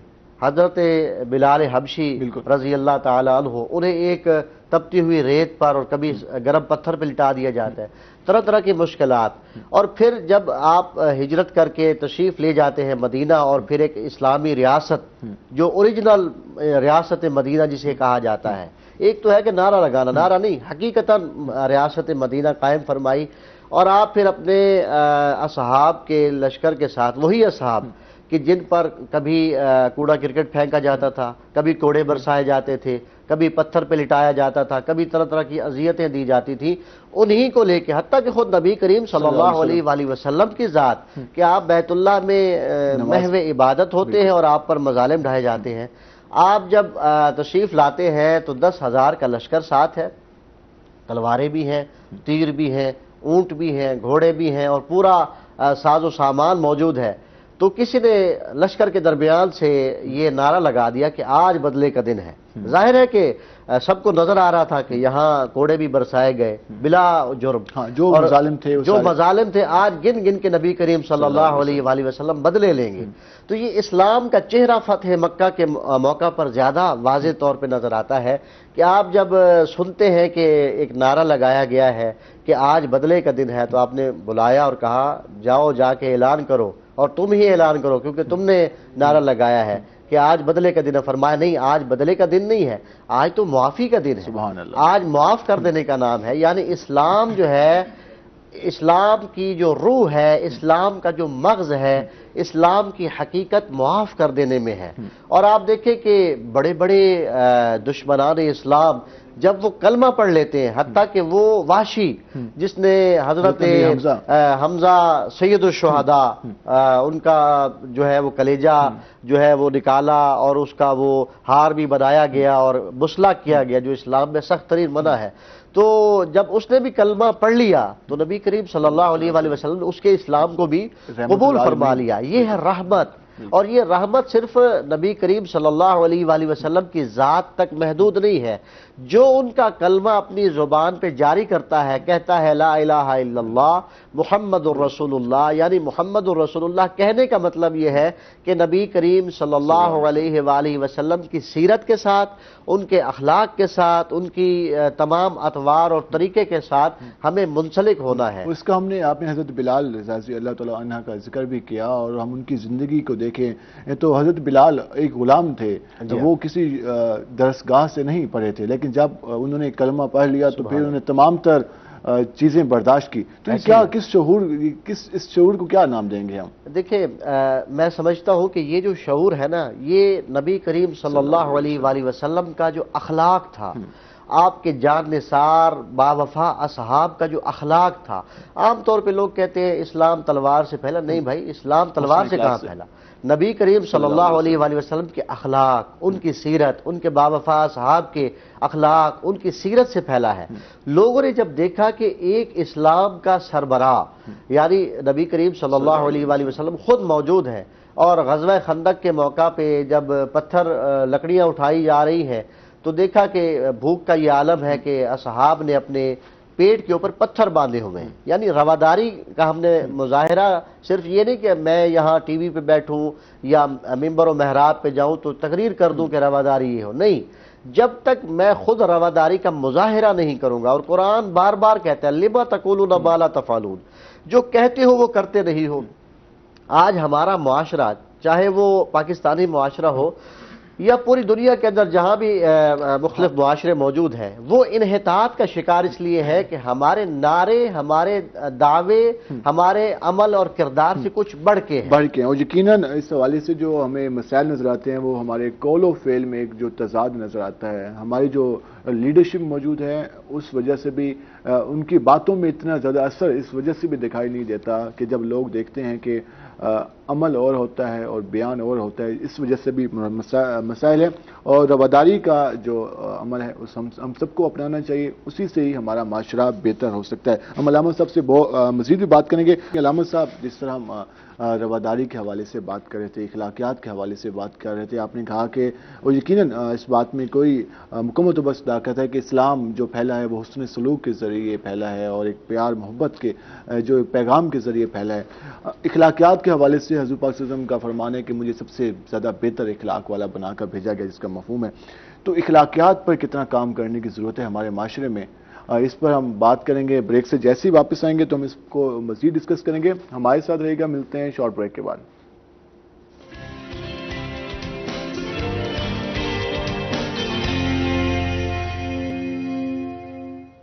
ویلکم بیک ناظرین. جس طرح ہم نے آپ کو بتایا تھا کہ جب ہم بریک سے واپس آئیں گے تو ہم جس طرح رواداری کے حوالے سے بات کر رہے تھے، حسن سلوک کے حوالے سے بات کر رہے تھے، ہم اس پہ مزید بات کریں گے. علامت صاحب، اسلام میں اخلاقیات کے حوالے سے بہت زیادہ حکم دیا گیا اور الفاظ کے چناؤ کے حوالے سے، الفاظ کے انتخاب کے حوالے سے، گفتگو کے حوالے سے بھی معیارات قائم ہیں اور کہا گیا کہ ہمارے کسی بھی لفظ سے سامنے والے کی دل آزاری نہ ہو. اگر وہ انسان ہے تو ہم اس بات کا خیال رکھنا چاہیے. لیکن ہمارے ہاں جو ابھی موجودہ معاشرے کی صورت حال ہے، ہم اس بات کا خیال نہیں کرتے. ہمارے ہاں جو دانشور حضرات ہیں وہ بھی اس بات کا خیال نہیں کرتے. یہ معاشرہ کس سمت میں جا رہا ہے؟ ایک جانب اسلامی تعلیمات جو 1400 سال پہلے دی گئی اور آج ہم جس مقام پہ کریں تو کتنا فرق دیکھ رہے ہیں. نبی کریم صلی اللہ علیہ وآلہ وسلم نے فرمایا انما بعثت لاتمم مکارم الاخلاق، میں اس لیے مبعوث کیا گیا ہوں تاکہ جو مکارم اخلاق ہیں ان کو لوگوں تک پہنچاؤں. اور مکارم اخلاق تقریر کرنے سے نہیں آتے. مطلب یہ ہے کہ ایک شخص جو ہے حاضر ہوا امام جعفر صادق علیہ السلام کے پاس اور کہا کہ میں تبلیغ کرنے جا رہا ہوں کسی علاقے میں، تو مجھے کوئی آپ نسخہ دے دیں، کوئی آپ ٹرک بتائیں، کچھ ایک طریقہ ایسا بتائیں کہ اچھی سے اچھی تبلیغ کر سکوں. تو امام علیہ السلام نے فرمایا کہ بولنا نہیں ہے تم نے وہاں جا کے. وہ بڑا حیران ہوا کہ میں تبلیغ بھی کروں بولوں بھی نہ، تو یہ کیسے؟ تو اس نے پوچھا کہ اے فرزند رسول، یہ کیسی تبلیغ ہوگی کہ میں اپنی زبان نہ کھولوں، پھر تبلیغ کیسے کروں گا؟ تو فرمایا اپنے کردار کے ذریعہ سے. تم اگر نماز پڑھنا شروع کر دو گے، اپنے قول و فعل میں تضاد نہیں رکھو گے تو تمہیں کہنے کی ضرورت نہیں ہوگی کہ فلاں کام کرو، یہ کرو. جب تم کرتے جاؤ گے لوگ دیکھتے جائیں گے اور تمہارے گرویدہ ہوتے جائیں گے. ہمارے بر صغیر میں جو اسلام پھیلا، جو اولیاء اللہ آئے یہاں پہ، اور ملتان جو ہے ویسے بھی مدینۃ الاولیاء ہے، تو کیا انہوں نے آ کے یہاں کو بڑے بڑے جلسے کیے یا تقریریں کی آ کے کہ یہ کرو اور وہ کرو؟ نہیں. وہ آتے تھے، وہ اپنا جو ہے ڈیرا جما کے بیٹھ جاتے تھے، وہ اپنا کردار اچھے لائف سٹائل کے ذریعے امپریس کر لیتے ہیں. جی ہاں، ایسے ہی ہے. اور مطلب ان کے پاس اگر ہندو، یہاں زیادہ ہندو تھے، ہندو آتے تھے، یا سکھزم تو بہت بعد میں 500 سال قدیم یہ مذہب ہے، مطلب ہندو بدھسٹ یہ آتے تھے، تو آپ یہ نہیں کہ انہیں لمبی تقریر کر کے 4-5 گھنٹے کی تبلیغ کرتے تھے. نہیں، تبلیغ بھی ہوتی تھی لیکن وہ زبان کی تبلیغ بہت کم، اخلاق و کردار کی تبلیغ. یعنی نماز اگر پڑھ رہے ہیں تو اس میں خشوع خضوع ہی ایسی ہوتی تھی کہ دیکھنے والا کہتا کہ یہ کیسی عبادت ہے، یہ کون سی عبادت کر رہا ہے کہ ہمیں دیکھ کے ہی کتنا لطف آ رہا ہے، تو کیوں نہ اس مذہب کو اختیار کیا جائے. تو ہماری تبلیغ میں یا ہمارے کہنے میں فرق یہ ہے کہ ہمارا زبان تو بہت زیادہ چلتی ہے، لیکن جب ہم عملی طور پہ میدان میں آتے ہیں، ہم دیکھ لیں کہ ہمارا جو پاکستانی معاشرہ ہے، ہمیں صرف تنقید کی طرف نہیں جانا چاہیے، لیکن بہرحال کچھ ہمارے نقائص موجود ہیں کہ ہم جو ہے اخلاقیات میں مسلسل انحطاط اور گراوٹ کا شکار ہیں. کیسے کہ ہم نے مثلا کسی کو بلانا ہے تو اس کے نام سے بلاتے ہیں. آپ عرب معاشرے میں، عرب اپنے آپ کو سپیریئر کیوں کہتے ہیں؟ ان کے ہاں کنیت ہوتی ہے، مطلب وہ کسی کو بھی نام سے نہیں پکارتے. وہ مثلا کسی کا نام محمد ہے تو اس کے اگر بیٹے کا نام علی ہے تو وہ ابو علی اسے کہہ کے پکاریں گے، یعنی اس کا نام تک نہیں لیں گے. یعنی کسی کو آپ نے عزت دے دی ہے. اور یہ نہیں کہ وہ غلام ہے تو اس کی کنیت نہیں ہوگی، آقا ہے تو کنیت ہوگی، نہیں. غلام ہے، آقا ہے، امیر ہے، غریب ہے، گورا ہے، کالا ہے، وہ کنیت سے پکارتے ہیں، یعنی آپ دوسرے کو عزت دیں۔ لیکن ہمارے یہاں تو بدقسمتی سے ہماری جو مین لیڈرشپ ہے وہ بھی الزام تراشی اور نام بگاڑنے پہ اوے سے بات شروع کریں گے اور فلاں یہ کر دو اور ہم یہ کریں گے اور وہ کریں گے۔ دیکھیں بات یہ ہے کہ اس کے ساتھ پورے معاشرے پہ آتے ہیں۔ اسلام جو ہے انتقام کی مخالفت کرتا ہے کہ آپ کسی کو انتقام کا نشانہ نہ بنائیں۔ ہماری جو سیاست ہے یا ہمارا جو ایک معاشرتی رویہ ہے یا ہمارے معاشرے میں رواداری کا اپوزٹ کیا ہے؟ یعنی عدم تحمل، عدم برداشت۔ عدم برداشت کیوں ہوتا ہے کہ ہم جب کسی کے بارے میں بغض اور حسد کا پودا اپنے سینے کے اندر لگا لیتے ہیں کہ اب جب میں اقتدار میں آیا تو ہم پھر بعض اوقات تقریر میں بھی کہہ دیتے ہیں کہ میں یہ کروں گا اور وہ کروں گا۔ نہیں بھائی، آپ اگر نبی کریم صلی اللہ علیہ وآلہ وسلم کے کلمہ گو ہیں تو فتح مکہ کے موقع پہ سب سے بڑا موقع تھا، آپ ایک ایک کی گردن اڑا دیتے۔ جنہوں نے حضرت بلال حبشی پہ ظلم کیا یا خود نبی کریم صلی اللہ علیہ وآلہ وسلم پہ ظلم کرنے والے بھی تو موجود تھے۔ آپ دیکھیے کہ سب سے بڑا جو اسلام کا مخالف تھا اس وقت کون تھا؟ ابو سفیان۔ تو ابو سفیان کے گھر کو آپ نے دارالامن قرار دیا کہ جو بندہ 5 جگہوں کا آپ نے اعلان فرمایا کہ جو ان 5 جگہوں پہ جا کے پناہ لے لے گا تو اس کو معاف کر دیا جائے گا۔ یعنی لوگوں کو آپ چھوڑنا چاہ رہے تھے، مارنا نہیں چاہ رہے تھے۔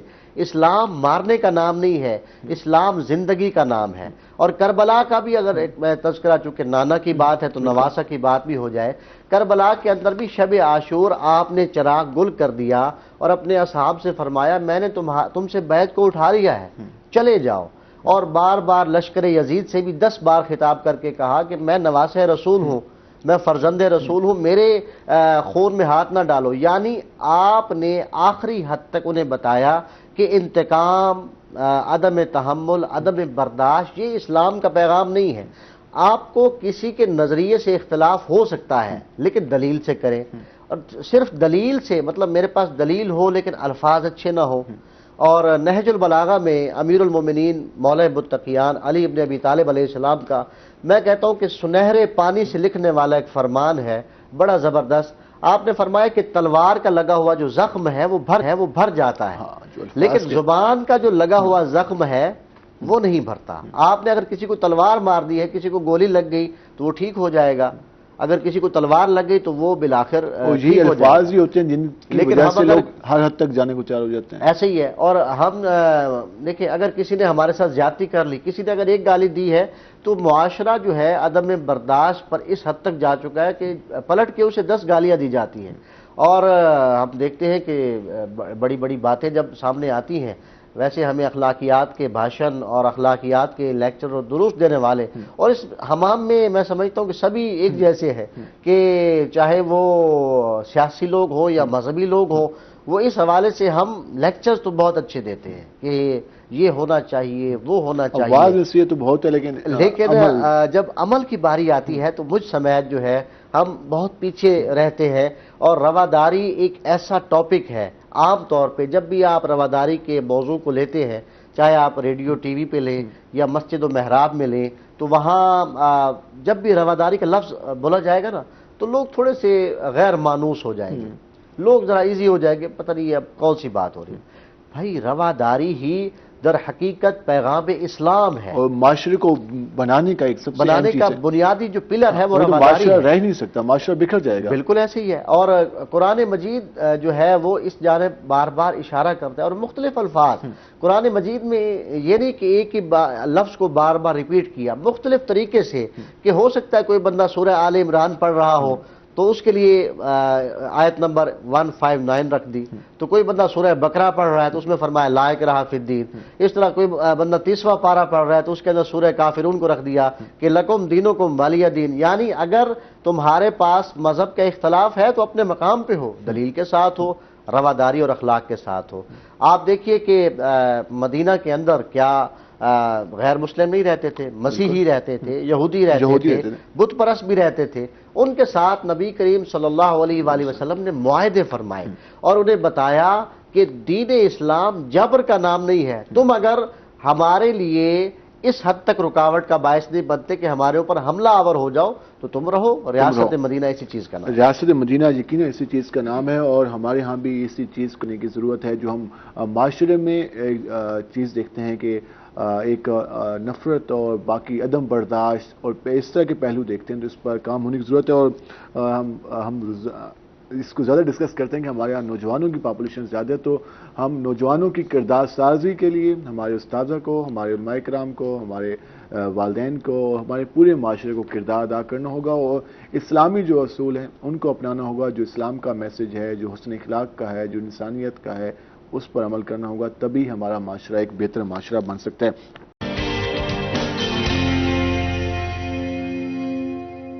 ویلکم ایک ناظرین. جس طرح ہم بات کر رہے ہیں اپنے پروگرام میں آج رواداری کے حوالے سے، اسلامی تعلیمات کے حوالے سے، ہم اس پر مزید بات کریں گے اور ہمارے ساتھ جس طرح علامہ مجاہد عباس کردیز بھی موجود ہیں. علامہ صاحب، جس طرح ہم بریک سے جانے سے پہلے ڈسکس کر رہے تھے، ہم نے رواداری کے حوالے سے بات کی، حضور پاک صلی اللہ علیہ وسلم کی سیرت مبارکہ کے حوالے سے ہم نے بات کی، مکہ اور مدینہ کی زندگی کے حوالے سے بات کی اور آج کے معاشرے کی بھی ہم بات کر رہے ہیں. اب رواداری کا جو کلچر ہے اس کو ہم نے فروغ دینا ہے. اب ہمارے ملک میں 60% سے زیادہ نوجوان ہیں اور اس کو سب سے زیادہ سکھانے کی نوجوانوں کو میرے خیال میں ضرورت ہے. تو اس حوالے سے کتنا کام ہونا چاہیے ہمارے سکولز میں، ہمارے کالجز میں، ہماری یونیورسٹیز میں، ہمارے مدارس میں اور عموماً معاشرے میں اس پہ کتنا کام کرنے کی ضرورت ہے؟ دیکھیں جی، ہم ایک خوش قسمت ملک ہیں، خوش قسمت معاشرہ ہے کہ ہمارے پاس نوجوانوں کی تعداد نسبتاً زیادہ ہے، کئی ممالک کی نسبت زیادہ ہے. جب نوجوانوں کی بات آتی ہے تو اس حوالے سے ہم دیکھتے ہیں کہ ہماری جو مذہبی لیڈرشپ ہے یا سیاسی لیڈرشپ ہے وہ اپنی کھینچا تانی میں ایسی مصروف ہے کہ انہیں نوجوانوں کی تربیت کی کوئی پرواہ نہیں ہے. ان کی کردار سازی، ان کی کردار تربیت. سازی تو ہم کیا کریں گے، ہم انہیں کردار کشی سکھاتے ہیں کہ فلانا لیڈر ایسا ہے، فلانا مسلک ایسا ہے، فلانی زبان بولنے والے ایسے ہیں، فلاں صوبے والے ایسے ہیں.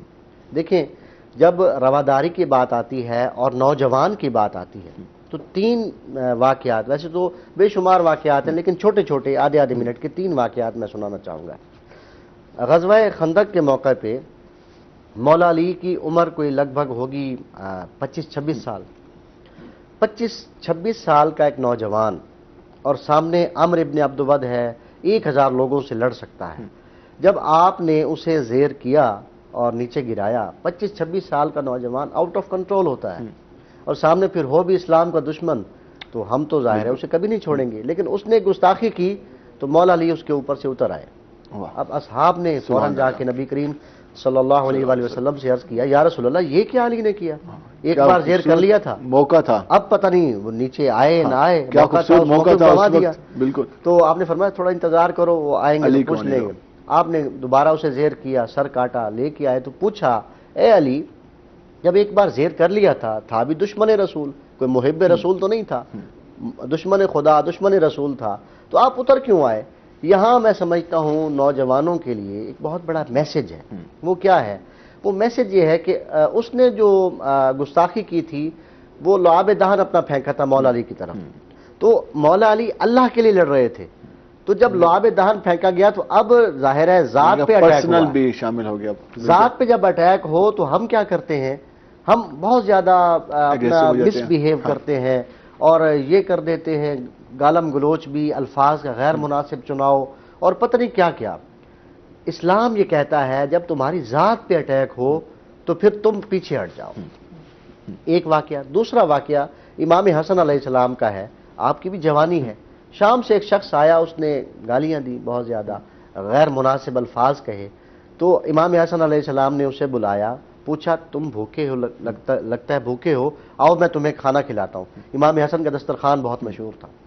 لگتا ہے کہ اس جگہ کے رہنے والے نہیں ہو، مسافر ہو، تمہیں رہائش کی ضرورت ہو تو حسن کا گھر حاضر ہے. سبحان اللہ. اور تمہیں اگر سواری کی ضرورت ہو تو اپنی ذاتی سواری حسن تمہارے لیے مہیا کرے گا. سبحان اللہ. تو یہ وہ اخلاق تھا. اور تیسرا جو واقعہ ہے مختصر کرتے ہوئے، امام زین العابدین، کربلا میں آپ کی عمر جو تھی وہ تقریباً 23-24 سال تھی. 2-3 سال کے بعد ابن نمیر جو حضرت علی اکبر، مولا امام زین العابدین کے بھائی ہیں حضرت علی اکبر، ان کا قاتل ہے، وہ اپنے لشکر کے ساتھ کہیں نکلا اور اس زمانے میں جیسا کہ آج کل پاکستان کا حال ہے، گندم نہیں ملتی، 7واں بڑا ملک ہے، تو اس وقت بھی گندم کے مسائل تھے، تو گندم نہیں مل رہی تھی، تو مولا امام زین العابدین کا اپنے باغات تھے اور اپنی کاشتکاری ہوتی تھی، تو آپ گندم لے کے مدینہ کے باہر سے مدینہ کی طرف جا رہے تھے، راستے میں ابن نمیر ملا، اس کو بھی گندم کی ضرورت تھی، اس نے ایک پیغام بھیجا قاصد کے ذریعہ سے کہ اے زین العابدین، ہم جو ہے اس گندم کو پرچیز خریدنا چاہتے ہیں، تو امام علیہ السلام نے فی سبیل اللہ اس گندم کو دے دیا۔ جب اس کے پاس گندم آئی تو اس نے کہا کہ ہو سکتا ہے زین العابدین نے مجھے پہچانا نہ ہو، یہ رویہ ہو نہیں سکتا چونکہ میں اس کے بھائی کا قاتل ہوں، تو وہ خود آیا اور آ کے کہا کہ اے زین العابدین لگتا ہے مجھے بھول گئے ہو، تو امام نے فرمایا نہیں میں بھولا نہیں، بھائی کے قاتل کو کوئی نہیں بھولتا۔